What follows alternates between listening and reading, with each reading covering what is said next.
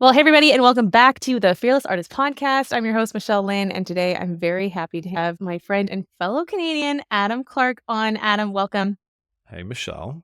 It's good to see you. Thanks for having me on. Oh my gosh, we've been talking about this episode forever. Today is going to be a little bit different because we are actually coming together to share stories and possibly rant about scams that we have seen in the classical music industry. And it was actually you who suggested this idea for a podcast episode, and I thought it was brilliant. So that's what we're going to be diving in deep to today.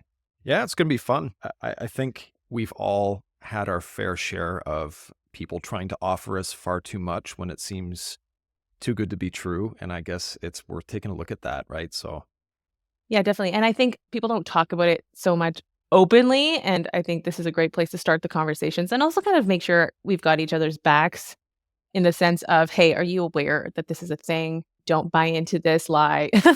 Don't lose your money. We'll see. We'll see where this episode goes. yeah. We can always add a bleep here and there, and then we're good to go. First, I want to comment like 2 Canadian accents. This is going to be a really fun episode. So I'm looking forward. But you are coming to us from Antwerp, just an hour away from me in Maastricht. So we're both expats. Yeah, ironically, you and I are from opposite parts of Canada. You're from Alberta. I'm from Nova Scotia. Nova Scotia is like right near Boston for anybody that doesn't know where Nova Scotia is. And now we're in neighboring countries. And that was just sort of happenstance that we met each other. But I'll give you like a little background, quick intro, who I am, and then we'll jump into the topics. So I am a classical composer, but my niche is I mostly write for ballet and for dance. I've done that since about 2016 here in Antwerp when I moved to Belgium. And now I'm moving into theater and developing my own pieces. When you're writing for ballet and dance, you are often I don't know, it's like writing for film. You support the narrative that the choreographer or the director wants to bring forward. So that's what I've done. And long story short, everyone says, why Belgium? Belgium is, I think, one of the best kept secrets in Europe for Ooh, art. Yeah, okay. really, really. Because Antwerp, Mhm. everyone drives through Antwerp to get to London, to get to Paris, to get to Rotterdam, to get to Amsterdam. And there's a huge support for culture within Flanders specifically and Belgium as a Mhm. whole and population Mhm. density. So that's what brought me here initially, right? So guitar Yeah. album with Four Aces Guitar Quartet led to my master's degree. I wrote music for some of the dance performers at the conservatory. And then some dancer from the Ballet Flanders, Opera Ballet Flanders said, hey, I like what you do. Come and write something for me. And that started the whole trajectory of composing for dance. And That's so, amazing, Adam. I didn't yeah, know that. well, and we met because of Dimitri. And Yeah. Dimitri was introduced to me via by someone I studied with. And now we collaborate a lot. Now you and I are starting things together as well, which is a lot of fun. Yes. And Yes. so here we are. Yeah, and it's amazing to see how we've been able to connect and introduce. I mean, I had no idea. Like a fellow Canadian, only an hour away, pursuing a portfolio career, multiple divisions, disciplines. It's amazing that we finally got to meet each other. And what you're saying about Belgium, I had a day off yesterday in Brussels, and I was just admiring. Like we tried to go to the Fine Arts Museum, it was closed. It was Monday, but I was realizing again, like actually Brussels has such this like eclectic creative vibe. And Mm. I think that there's so much depth kind of hidden. You have to kind of know where to be, where to go, able to meet. Otherwise, I'm just going through Brussels to get out of there. You're right. Yeah, exactly. Don't ever drive in Brussels on a Friday. If you have a death wish, it's a great decision. But yeah, no, Brussels is a really dance-centric city. And I agree with what you say with helps to really know people. And I think that these opportunities and these scams that we're going to talk about, um, it's probably Opportunities in best. quotation marks. Yeah, opportunities, exactly. Actually, I just wrote it down in quotations over here as well. So Yeah. um, it's better to invest in the folks that are in your artistic community than it is to take a chance on some random email. And so we've Oh both in man. our time come across so many of those, right?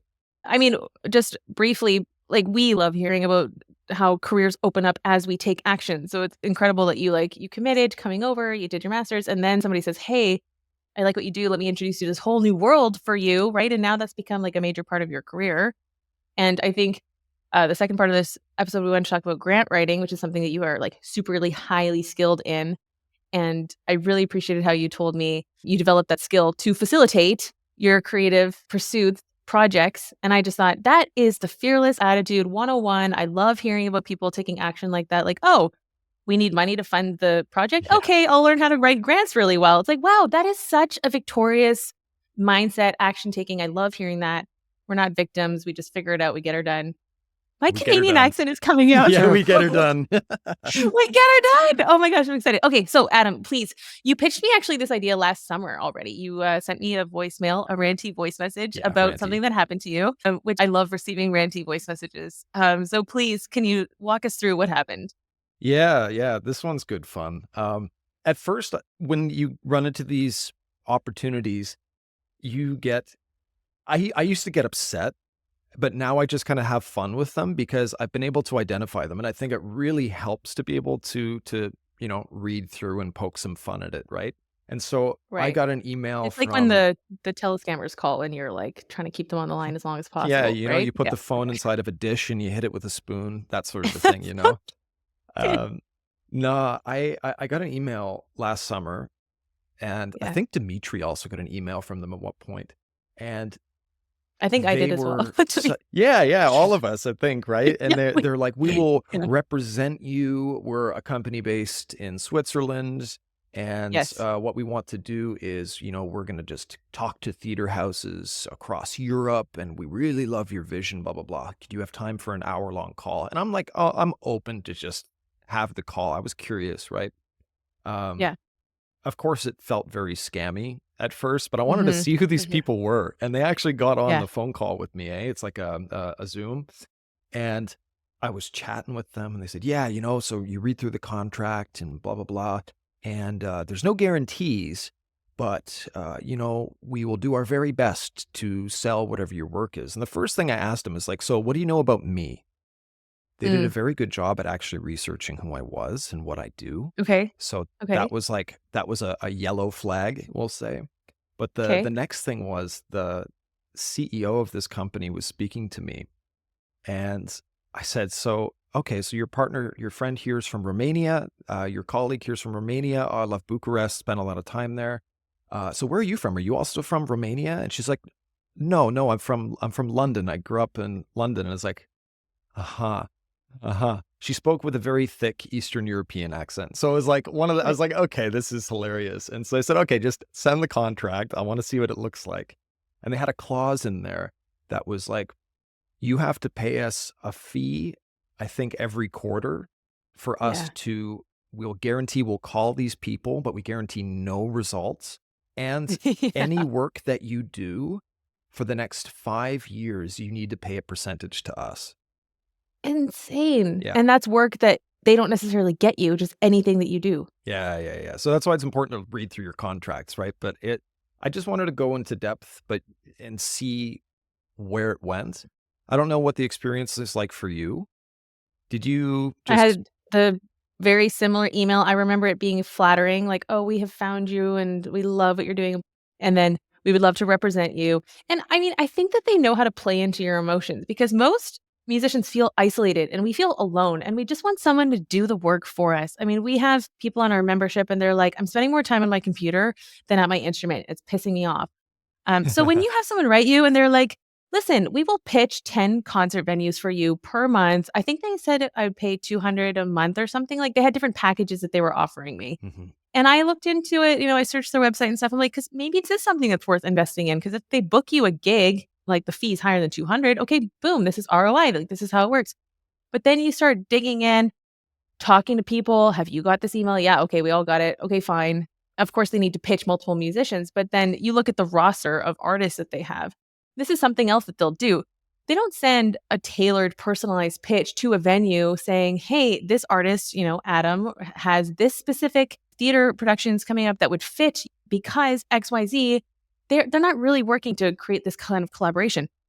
They will send an email with all 10 or 20 of their artists, and they say, pick one of our artists to book at your Mhm. theater." And that's what they're counting as one of the 10 pitches per month that they send you. They're doing kind of like these mass email pitches. And it's like, well, you could take your 200 a month and just sit at your computer and do that yourself. And then maybe have a better shot because it's more personalized and coming from you. That's something, if you've ever sent emails to venues, especially at least in my experience, I started a dance theater company with a choreographer a couple years ago. We since moved on, but in the process of creating these pieces together, you have to send out like so many emails to venues, Yeah. and Yeah. the booking people, like the producers, they're so busy and they get so many emails that Hmm. you might not get an answer. So if they pitch like these 20 artists to all these folks, the likelihood that they will even read the email, especially like me or yourself or anyone that's come across this enough times, you're a bit allergic Yeah. to it. And I feel like Yeah. if I was a programmer, I'd be like, yeah, I'm not looking at this. Hmm. Like, Yeah. Right. so Yeah, they do receive so much. And I think what's the most upsetting is that they would take 20% of anything that you do, regardless of if they, when they don't guarantee results and then they say we take 20% of everything. I mean, for me, my candlelight contract is something completely separate from any of my, let's say pure classical concerts. So I would never put myself in a position where I'm somehow paying my candlelight concert fees to another organizer who had nothing to do with that. And that's something that I've been building for 3 years with a completely different group of people. I mean, at what point, like, we have to protect what we've been building and boundaries. And I hate that they prey on the vulnerability and the emotion of the artist who just wants to have the manager, teaching it entrepreneurship. The students are saying, well, I just would really like a manager because then they'll do that for me. They'll take care of me. They'll get me the gigs and I can just practice and show up. And I'm like, yes, like I really hope that that works for you. But even when we talk to people who have management, it doesn't always go that way. So we have to be like aware of what's possible. no, you got to build your own career and build a name for yourself where your manager, if you decide to get one, or even like a publisher as a composer, you need to have a career that's already invested in and started moving, and then they can work with that, but they can't take it from nothing. It's Yeah. really, and I'm not saying just because you've not performed a lot that you've done nothing. There's a lot of work that goes in before you even get like the first couple gigs or even start gaining a reputation. So that must be really interesting for you teaching the entrepreneurship class. I am a bit removed from that world a little bit. So Hmm. what was your Hmm. general consensus when musicians show up into your entrepreneurship class? Do you see a lot of folks? Do they ever bring any of these sort of scams, opportunities, or I mean, I'm questions to your teaching year class? one right now in year two. So they're 18, 19. Like for them, it's just all their whole world is practicing and they just want to, I mean, they just moved out of their parents' home. And so they're not really at this level. But where we do see it is with the fearless artist. So in our membership calls, like people will bring stuff, which someone recently had won a competition. So get this, this is another big scam. By the way, on Instagram stories yesterday, I asked people to share their own experiences. So we got a few responses and this was one of them. So he wins first prize at this competition. It was an online thing. And they say, guess what? Part of your prize, you get to come play in Carnegie Hall. Okay, amazing. Put it on the resume, get to go play in Carnegie. Amazing. Turns out he gets 5 minutes on stage and he needs to pay $1,500 to play. So he came to our call and was like, guys, what do I do? Is this worth it? Is it worth it for me to be able to say I've performed at Carnegie? And we're like, how do we even start? Like, first of all, it is just so rude for them to take advantage. And again, if you're going to fund a competition, I understand that putting on competitions costs a lot of money. You got to fund it. You got to pay your jury. You got to pay for the tech if it's online. I mean, of course, there's a budget involved, but to put it on the artists that you're then trying to promote and like it's just insane. So we had a big conversation about it and we tried to get all the details and make sure. And then finally, I think the person decided that it wasn't worth it for them to, because then on top of the 1,500, you got to fly to New York, get your hotel, pay. I mean, it was going to be like $3,000 for him to get 5 minutes on stage in Carnegie. So that was upsetting to me because I felt like he was being taken advantage of. Yeah, I agree. It's tough. I think that sounds to me like the right decision. I mean, if you have 3 grand to put into doing something for 5 minutes at Carnegie, I think honestly, you might as well put 3 grand into doing something that might more directly benefit your career and your artistry within the circle that you sort of exist in or you want to expand out of. I'll give you a Yeah. great example. My first composition professor, Derek Chark, a Juno Award-winning composer, one of my favorite people ever. I really love Derek. Great. He gave me a couple pro tips as a composer, and one of them relates to this, and it's sometimes it's better to be accepted at a lesser known university and get the opportunities to have your music performed by visiting ensembles or an orchestra or anything else, as opposed to going to a school like the Manhattan School of Music or Juilliard, where if you're not like the top when you just get into your Bachelor 1, you're gonna lose out on all these other opportunities, for growth, and I thought this was a really interesting point. Would you rather have the 5 minutes at Carnegie Hall, which is the big name, or would you have more opportunity within your own sphere? And I think that's a really Mm. wise decision on behalf of your Fearless Mastermind, member there. It's, Yeah, yeah. Thanks for bringing that up. That's a great point. And I think somebody did say, like, put that 3K into, making a music video of your recent recording, or like doing some genuine marketing for yourself, or I mean, even hiring a marketer who's not gonna use you. You know? You had one that you wanted to talk about, a call for scores. oh, yeah, call for scores. Actually, this turned out to be pretty good for me, this one, but it's because I Oh, okay. pivoted and because Canada Council is, yeah, I got a grant for, no, it wasn't Canada Council, it was the Nova Scotia Talent Trust. This is like 2016, and I was accepted to do some sort of an ensemble residency in Eastern Europe, and I got accepted. Great. I got the grant application submitted and got my first chunk of cash from NSTT. Thanks to them, by the way. Definitely support NSTT if you want to support arts in Nova Scotia. They're awesome. And I read the contract and it said, "We own your music." It's like, nah. I was like, no. So I Okay. just went on Facebook and I was like, "Hey, does anyone have a residency that I can attend?" And it turned out a friend of mine, Jasmine works quite a lot with John William Watson. If you don't know John William Watson as a choreographer, they are awesome. So check Okay. them out. Anyways, she's like, "Hey, yeah, I know one in Crete. It Oh, costs I less than love what your Crete. thing is." And so I called up NSTT and I said, "Hey, yo, let me, do you mind if I go do this?" And it was brilliant. I got to work with dancers. I got to learn to play Cretan folk music. It Oh, was wow. really beautiful, and eat the freshest watermelons and tomatoes ever. So if you can identify your scams and then redirect yourself towards something that's even better, or find something kind of like this opportunity, I think it can really. The scams are not necessarily a bad thing so long as you can identify them, because it helps you refine what is a good opportunity. I think that maybe is a bit of a benefit. Yeah. Yeah, yeah. Good for So you for reading these contracts. I also had, like, a manager in London approach me, and it seemed like he wanted to break into the music world. He had some contacts in, like, I don't know, ca racing cars or something. He was kinda like a affluent person, and he wanted to, like, support musicians, and so, we had, like, chatted a bit, and you wanna give people a chance, the benefit of the doubt.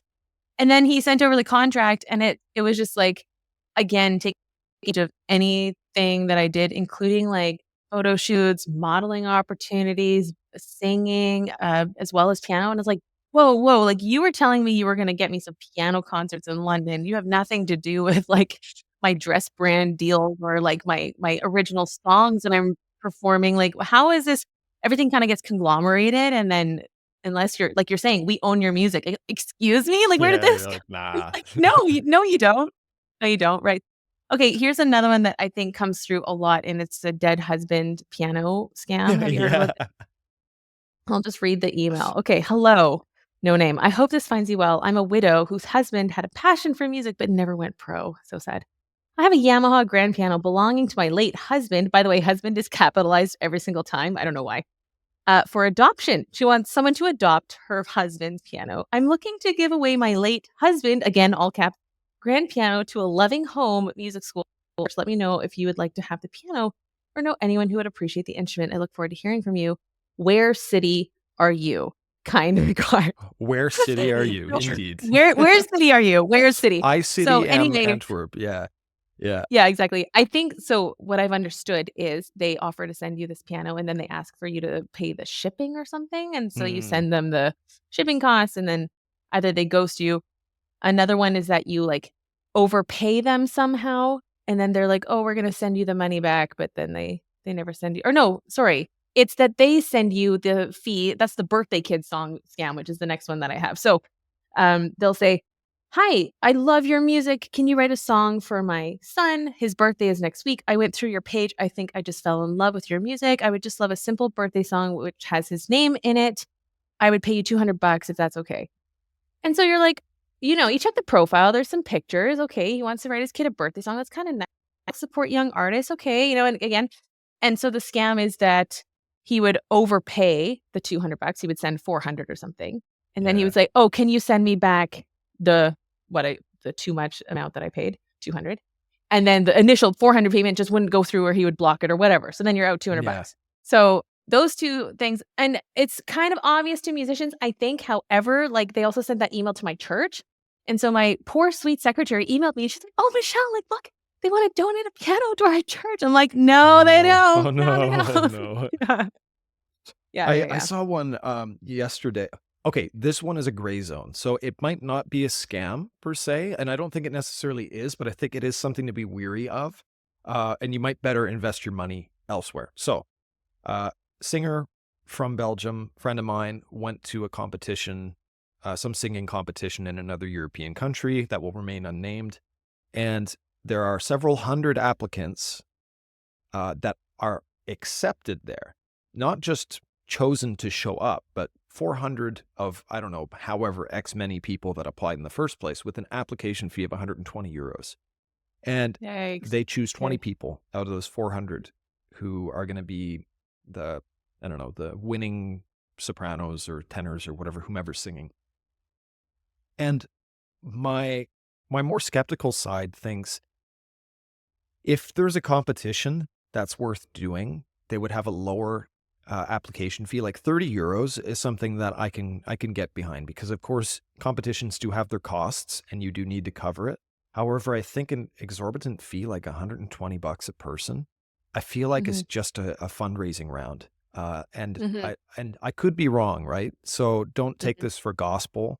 But the feeling I get is exactly what you said. They're trying to get money out of these artists that are, they're trying to build a career, and you The give artists need the people money. hope on a stick, it's hanging from Yes. a hook Yeah, and yeah. they'll go for it. They'll chuck the money. They've got the flights, they've got the hotels and the food. And then they've got either the, one out of the 20 people or the disappointment of not reaching that. And I think um, competitions are important. If you were going down the competition route, I don't know very much about the world, but my understanding is that you train to present in a certain way within a competition setting, and thus you will get access to different levels of your career. Totally viable, but I don't think it's the only way. And this is the thing I really like about what you do with the Fearless Mastermind is you teach folks to look at themselves, identify what sort of interesting combination of skill sets they have in order to Yeah. lead a career that is theirs, an individual, and not some follow copy paste thing. And it's okay if you follow a regular route. You go play in an orchestra. If you love it, hell yeah, go for it. But I love that you give people another option because this is the way that I've had to go too. And I'm all the more grateful for it. So, Yeah, I don't know. I know I totally agree with you. The application fee, and then some people who wrote in yesterday via the story said once you win the competition money, you then have to pay taxes on it. One of our flutists wrote in; she had to was told to pay 10,000 to participate in an orchestral festival that you quote need to be successful. what? Um, yeah, I know. And then she also submitted. Somebody wanted her to pay $1,000 for lesson, or they wanted to pay her $1,000 for lessons, but she had to wire the extra money to their dying wife abroad. It's the Nigerian prince. Yeah, someone else came in and said, agents, again, getting a percentage of your bookings, even if they didn't book that gig, so similar to what we already shared. Hmm. Paying tax on a competition prize money after paying to be in the competition. And then somebody said the biggest scam is the one that you talk about at the Fearless Artist, which is that college degrees don't prepare you for the industry. And that is a whole other topic Yes. of but, I mean, Chris Still, who's from Honesty Pill, he also said, if you're paying $40,000 a year for US education and they're not training you how to take auditions, I mean, he was like very much against that. That's why he's come up with his whole accelerator audition course.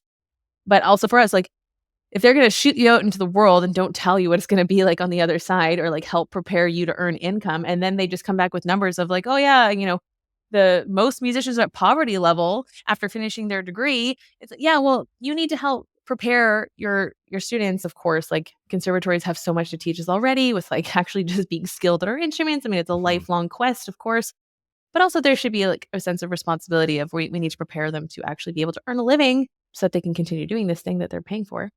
Oh, absolutely. I mean, uh, how many folks have you graduated with are still pursuing music? And if they stop pursuing music, how much of it is due to not being able to make a living wage from it A or living. adequately Yeah. navigate it? It's insane. I think maybe I can I would count love to on know the one hand. numbers. I can Yeah. count on one hand. And Yeah, that's true. And of it's course, crazy, like, you know, but life yeah, there just has to be more preparation for people get families. A lot of my female friends are moms. Well, how are you supposed to okay, then you need childcare if you wanna practice. Well, then who's paying for the childcare? Like, and then if, your husband's at work all day or whatever. I mean, these are reasons why people stop performing, or just, gigging, being all over the place, the travel that's involved to be in these different Mhm. places. I mean, there's so many logistical reasons why a career like this is just really hard to figure out on your own. And then on top of it, you have low paying fees or people only offering a few $100 for like 3 rehearsals and a concert. It's like, this is just Oh, not yeah. possible. Okay, a couple of other scams I wanted to mention, on this segment is when I started releasing my own songs, I got a lot of people saying like, "Oh, let us help you get Spotify streams. So, pay us $100 a month and we'll boost your streams or whatever." So obviously that's all bots and it would Yeah. just like tank your engagement. And I follow a really great guy on Instagram, Venture Marketing, Dustin from Venture, and he talks a lot about like the risks associated with like shooting up your stream, Spotify banning you. And anyway, big mess. Also buying Instagram followers. A lot of people have in the Oh, past paid God. like the $15 to have, a bunch of new followers that turn out all to be again botted, or people what I've seen is they're real accounts, but they'll, like, agree to follow because they've been signed on to this whatever that they're told to go follow all of these accounts that have come into the Mm. thing. I did receive a pitch that, I bought into a year ago that ended up being a scam, and they wrote me a very specific, compelling pitch. They were like, "Hey, Michelle, like, we've looked at" like what you said about how they had done their research. For Mhm. me too, they were like, "We love what you're teaching about entrepreneurship. We see you also have a performing career, blah, blah, blah. This is how we can boost you. You're not getting enough visibility and like your content deserves to be seen by more people." And you're kind of like, yeah, man, I worked so hard for this content. And like, it was like $100 a month. And then they were supposed to like organically do engagement. And then in the end, I think it was just that they were getting bots to come on and like the page or follow me back or whatever. And so then I wrote them and I'm like, "Hey, I want a refund," which was promised in their terms and conditions. And they're like, "Oh no, because you didn't tell us in this way or this timing or whatever." There was something and I was out $100 and I was also very mad. So another scam to Well, it's kind avoid. of one of those things. We attend some events. We went to a gala in Brussels a couple months ago, and there was someone that we met there. And I went to their Instagram. You know, you just want to see who you know in common or what they're up to. And you'll see like 12,000 followers, 13,000 followers. And then when they post a reel or they post a photo, it's like 7 likes, 8 likes. Yeah, It's like, okay. exactly. Man, Yeah, don't do that very to good. yourself. Don't do that to yourself. You're scamming yourself there. That's a good point. One last one I wanted to share is I got a PR woman who wrote me and said, "Hey, we'd like to feature you in an article in LA Weekly around top 10 entrepreneurs that we have found, in the music world." And she was a real person and we chatted and so that basically they're selling spots into this article. So for $500, I could be one of their 10 entrepreneurs featured in the LA Weekly. And it was all, I did my research, it was all legit. So then I was like, is it worth it for me to essentially put $500 towards marketing to get into this article? And then she lists like all of the other publications and how you can use that as leverage to get seen by other bigger media and stuff. So what I ended up doing was I looked up previous articles that she had done and I messaged those people on Instagram and I said, "Hey, like, you don't know me. I liked 3 of their posts and I left a nice comment." And they had big followings, like some of them were like 2 or 300K. And I said, "I would just really love to know if you thought that this opportunity quotation marks, was worth it for you." And like surprisingly, like 3 or 4 of them answered me back and they're like, "Yeah, it brought us nothing." So I was like, "Thank you so much for saving me $500." So for everyone listening, like if you do think something might be worth looking into, just do your research and talk to other people who have done it. Google is your friend. Don't ever jump into something without really like checking both sides of the street before you cross because I would like that $500 in my pocket. Yeah, Or for as real. you're I saying, mean, putting it towards something that can actually help. Well, yeah, it's I think what you're saying, especially with folks listening, it's everyone has run across some form of this sort of scam or opportunity in their career. And I think the best things to do is just kind of have a toolkit of how to evaluate these things properly. And it's exactly what you said. You got to look both ways before you cross the street. You got to talk to other people, for instance, within your mastermind. You Hmm. bring it to everyone together. And Yeah. also you go talk to industry professionals or people that you respect and say, hey, listen, would Hmm. you ever do stuff like this? Like there's some folks that you might look up to that might seem out of reach, but honestly, you'd be surprised how much people like helping folks with small little favors. Maybe just quickly, I'd love to touch on a couple things that I think people can focus on instead. Yes, Because please. This instead is of just exactly what saying we need. no to scams, maybe here's some actionable material.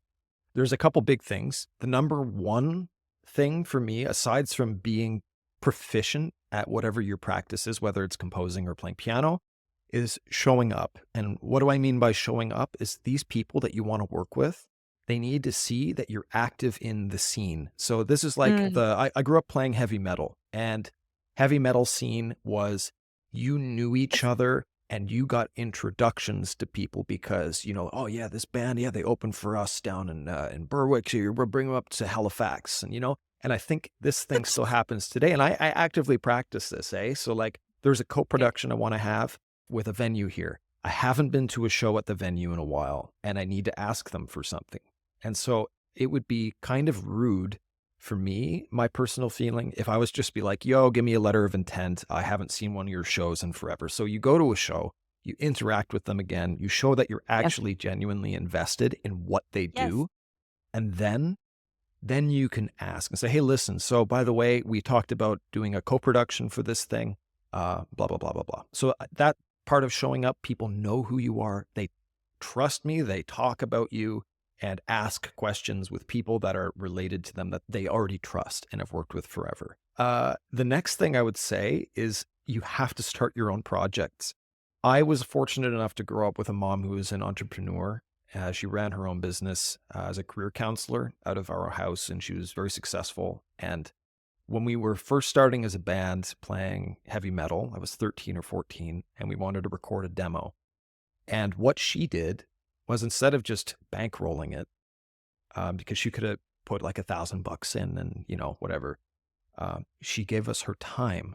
And what she taught me was how to go seek sponsors, how to put Wow. together a promotion plan. And she taught me how to do crowdfunding before crowdfunding online was even a thing. And I am so fortunate for that. So I get that folks might not have that background, and that's really tough. But this is also why you should meet up with Michelle because she knows how to do it and the mastermind, and they can actually coach you on how to do this. And once people see the projects that you're doing yourself and you bring other people on board, those people that you brought on board, they're going to mention your name to other people. And folks are going to come see your projects and your performances. It might be 5 people in the first one, but it might be 500 2 years later, you know? Hmm. And I think Hmm. those are two really, really important actionable things. How beautiful of with your mom, by the way, just to say, like, what a way to honor her as well, because that is so powerful what she did for you to actually teach you. I mean, it's like give a man a fish or teach a man to fish, right? And Mhm. now you've been able to build your career based on these fundaments that she taught you. That's just so beautiful. Yeah, yeah. She had a very, very big impact on the way that I lead my life. And this, ironically, the third part and the final part that I'll say on actionable approaches is calculated risk. Now, not everyone can leave home. It might be a financial thing. It might be your family's important for you. But for me, my mom died in 2015, and that was it was terrible, but it I'm also sorry. gave me the permission to leave. And Mm, so I bought a one-way ticket to Germany, and mm, I lived in Germany for a year. I'd already lived there before, and I spoke German, so it was fine. And it allowed me to take that risk of dropping myself somewhere brand new to start a career with like nothing. I was dirt poor. And I think by taking this calculated risk to move to another country and like moving to Belgium as well. And Germany as a Canadian citizen, you can just get an Aufenthaltstitel. This is your work permit. Like you snap your Mhm. fingers, you say speak German, there's your job permit. Belgium does not work like that at all. I had to go through quite a stressful time with immigration in Belgium for about 6 years.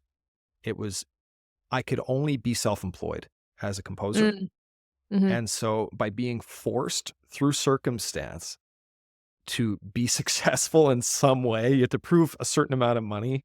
It helped my career develop. I took the risk of potentially being deported, being away from my family who are spread out all over Canada. And then by forced into this situation and pushing through, it actually turned out so good. It sucked for so long. It was Yeah. awful for a really long Yeah. time, but it was worth it. And I feel like you have a very similar thing because off you went from Canada and you started a whole life and a career in the Netherlands. And I think doing those things, you don't have to move to a whole new country or something, but taking calculated risks, maybe that risk is talking to that person you admire Mm. and just asking for their advice on something. I think those are three things that you should rather focus your time on than these too good to be true opportunities. And that's my 2 cents. Adam, that was worth way more than 2 cents. Thank you for sharing that because I think what you have said is so important. Showing that you are genuinely interested in being a contribution to someone's project before you make it is probably the most underlooked way to build what you said, trust, liking people. Of course, people want to help you if they know that you actually care and you're not just in it for yourself. But most musicians do the pitch where it's like, "Hi, here I am. Here's what I play. Book me for the concert." It's like Yeah. that is such a cold way to approach someone. So I love that you're sharing about relationship. Thank you for what you shared about your mom and also taking this calculated risk to Germany. I have a similar story of a calculated risk to Europe, the Netherlands. I basically protected myself by saying to my teacher in Montreal, "I'm coming back for the doctorate in 2 years. Save my spot." And he was like, "Yep, no problem. Like, see you in 2 years. You can do the doctorate," which was like a whole other crisis for me. But anyway, so I saved my apartment. I kept my grand piano. I had someone come in and sublet my apartment so that I could go back in 2 years. And I now looking back, that was the way that I protected myself from this huge unknown going across the ocean thing. And then finally, after I got here, it was like, "Okay, wait, like I can go to Italy for on a plane. I'm gonna stay for a bit Oh, longer and, like, see yeah. how if I can figure this out, right?" So and then from there, slowly and of course, as you're saying, things were very difficult for a long time, and I had to figure out how to build in this new culture, and my beautiful little concert series has had ups and downs, but now it's at a place where it's like, I'm so proud of having built something, and then, of course, TFA came into the mix, so, and the people that I met, I mean, I would have met Deanna if I hadn't have been in Paris, so it's just like you can look back and see like, wow, like, so many blessings come when you put yourself out of your comfort zone, so whatever that means for people listening, and I really like your point about rather than going for these opportunities where someone's gonna swoop in and take care of you and get your concerts and, all for the low price of, 200 a month or whatever it is. It's like, well, let's just use your network, use what's in front of you, talk to the people in your circles, be involved, be in the scene like you're saying, and that is gonna build better fruit and more stable than having some unknown person come in. Much for sharing all that. I just wanna touch also on your grant writing because I think for you, that was such a way that you've been able to facilitate so many of your own projects and also other people's because now you're writing grants for other artists, including us. We're working together to send some grant applications to Canada Council so that I could go speak in Berlin this coming May at the Classical Next conference. So would you share a little bit about that? Yeah, I'd love to. Well, this touches on a bonus point, which is diversification. And that's find all the different sets of skills that you have and basically don't put all your eggs in one basket whilst you're trying to grow this garden. Yeah. You need to Yeah. put some Yeah. attention everywhere. And so one of the things that I found I was good at, I've always been a decent creative writer, not an essay format or anything like that, but I was good with poetry, I was good with words, and I was good at creating relationships between things. Mhm. I know it sounds so vague, but it's so important within grant writing. You're a connector in real life with people and also a connector of words and ideas. I started writing grants out of how the hell do I get money for projects Yep. that I want to do? That's the ultimate artist question. Where the hell is the money coming from? Um, Exactly. and so I wrote this grant. We came up with this project with some colleagues in Bulgaria.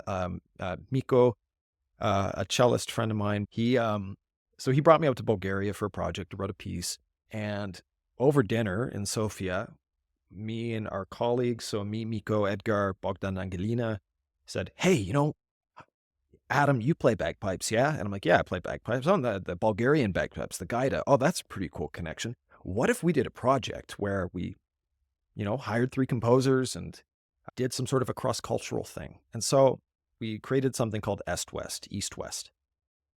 And it was a cultural exchange between Bulgaria and Canada. We submitted the grant application. First grant I ever wrote in like 2017, 2018, denied. And I was like, Oh, so I was just finishing my master's in 2018, and then I had 3 months to find it was illegal for me to get a job in Belgium, okay. so I had to become self-employed, but you had to prove income. Uh-huh. And basically what happened was I got denied, and then I was being evaluated for self-employment, so I was about to be deported. And then Canada Council's like, hey, listen, we changed our mind. Here's No. $40,000. What? It's like, yes. Oh, What? God That's bless the wild. Canada Council for the Arts.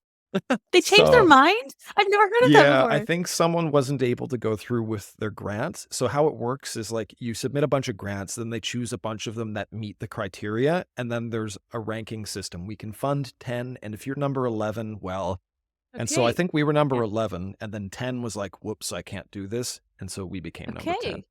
That was Amazing. that was beautiful. And so that's how that whole Also, thing started. 40K that's no joke. That's a serious amount of money. Yeah, well, it goes away very quickly when you work with a lot of people, right? So like if Yeah, you right. if you work on larger projects with folks, pro tip, if you're writing grants, you should be aware that starting small is sometimes a good idea because things get very expensive very quickly, especially when you have to Yep. travel with 8 people and a cello. Don't Yeah. travel with a cello. It's a nightmare. But basically, so I write grants quite often. I'm working on about 6 grants at the moment right now, all for myself because I finished yours and also the You piano did. duo album that we're planning to do together. If anyone here is listening and they need grant writing done, Michelle and I are great friends, so I'm making a deal for folks that go through her. Is y'all will get an hour-long conversation with me. We can talk through your project. I can give you some advice on how you might go about getting funding, and it's not just about grant writing. I can also teach you a little bit about how to develop a network and develop your co-producers, because co-producers are vital to a successful grant application. And Yeah. then if you guys want me to write your grant with you or for you, then that's something that my colleague Leah and I are doing together in partnership with Fearless Artist Mastermind. So Yes. Yeah, that's one of our very, very new much offers looking that we're forward going to to it. be offering grant writing services through Adam, through the Fearless Artist. So that is a super generous offer. Thank you, Adam, so much. So if you're listening, you're curious about what it would look like to have a grant written for you, you want a consultation, just get in touch with Adam. And yeah, I just want to thank everybody for sending in your scams. Thank you, Adam, for coming on today for this great episode, all the wisdom that you shared. And I particularly love the action points that you shared earlier. I think my favorite one is probably just showing up and being part of the scene and showing that you're a genuine contributor before you make the ask. And I think that's how I've managed to build my network is by hyping people up for like Yeah. 5 years on Instagram before saying, by the way, we have a membership. Do you want to join? Which is when, I actually hyped them up even more. If anyone else has any good scams for the next part 2 of this episode, let us know in the future. And thanks everybody for listening. Make sure you go follow Adam. Where can we find you? Find me on Instagram, Adam V. Clarke with an E on the end, or adamvclarke.com. Awesome. Adam, thanks so much for joining today. And thanks everybody for listening. If you screenshot this and share it to your stories, tag us and we will reshare. And we'll see you next time at The Fearless Artist. Be fearless.